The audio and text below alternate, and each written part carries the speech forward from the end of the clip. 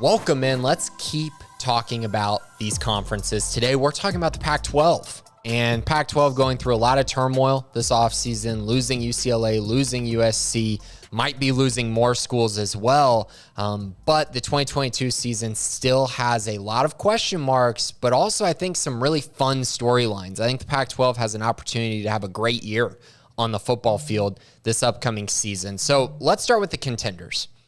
I think if you look in the Pac-12, there are two teams that I think everyone is very high on right now. And Utah is definitely one of them. That's a preseason top 10 team. Cam Rising is back. Their offense in general is going to be very, very fun to watch. And Kyle Whittingham always has their defense usually pretty ready to go throughout the year. I think Utah definitely a contender this year.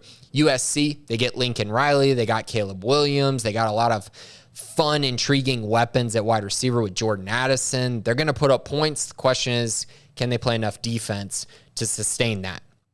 Oregon, on the other hand, another team that I feel like people aren't really talking about enough.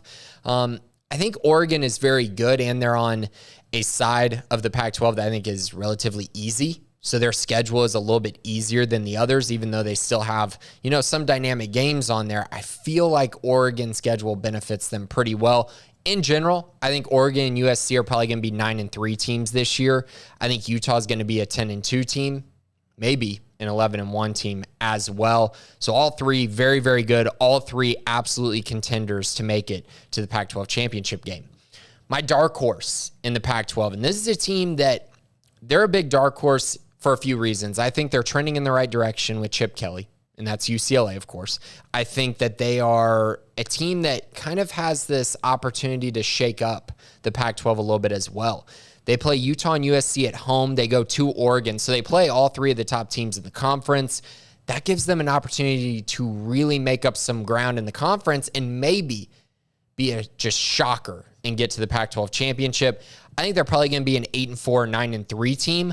But if you look at the schedule, if they can win one of those games, there's a chance they could get to 10 wins this year and make it to that Pac-12 championship. They're absolutely my dark horse in this conference. Next up is my sleeper team. And listen, this team, it has everything to do with their schedule and the simple fact that I think they're going to upset somebody. I just don't know who it is yet, but they're going to upset somebody. Just go ahead and mark it on the calendar because it's going to happen. And that's Washington State. Cam Ward, the quarterback there, he's probably going to be an NFL player. I love their offense. I think they're just going to put up a ton of points this season. It's going to be really fun to watch. And any team that has to go to Washington State this year needs to be put on upset alert, because if you just have a bad game and all of a sudden you turn around and, oh my goodness, you've given up 40 points, you literally might lose to them on the road. I think they're a 6-6 team, but this is the reason why I said that they can really stir some things up. They go to Wisconsin. They got Oregon, at USC, at Oregon State, Utah, and at Stanford. That is a gauntlet of a schedule, but there are opportunities in there for them to pull off a stunner, especially just kind of looking at the schedule. That Oregon and that Utah game at Washington State, look out. Absolutely look out for that one. My pretender in the Pac-12, Washington. Yeah, the Huskies are, for whatever reason, they have an over-under of 7.5. I don't see it. This was not a good team last year, and I don't think this is going to be a great team this year either. I think this is more like a borderline bowl team, 6-6, 7-5 type squad.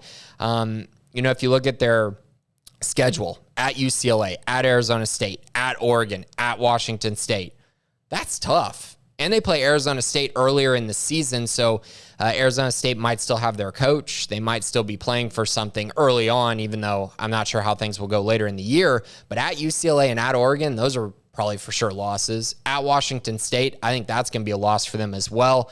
I think they're probably going to be a 6-6 or 7-5 team and not reach that 7.5 mark that some have them at. I just think that's far too high expectations for a team that was simply not good a season ago. So I think Utah takes the South. I think they go 10-2. My problem with them is the road trips to Florida, UCLA, Washington State, and Oregon.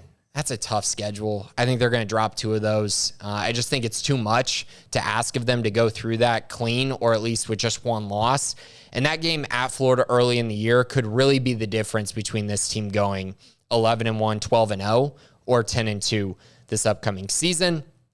I think Oregon wins the North and goes 9-3.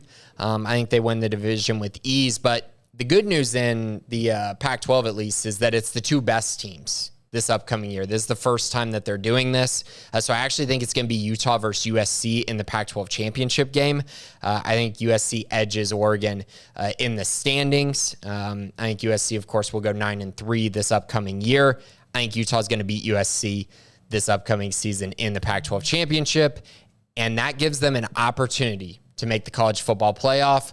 They're going to be right there. They're going to be one of the top 6 teams in the country after this season. And again, that means you have a chance to make it to the college football playoff this upcoming year. And so, yeah, Utah, very, very good. Cam Rising, I think he's going to be great. And I'm a pretty big believer in what they've built there at Utah, a sustained culture. And I think ultimately that's going to win out over 2 first-year head coaches at Oregon and USC this upcoming season. So that's it for the Pac-12. We will talk about more of these conferences as the season approaches. It's right around the corner. Week 0 is almost here. I'm excited. I'm sure you all are excited as well. But thanks for joining this week. This has been Grayson Greenhaver.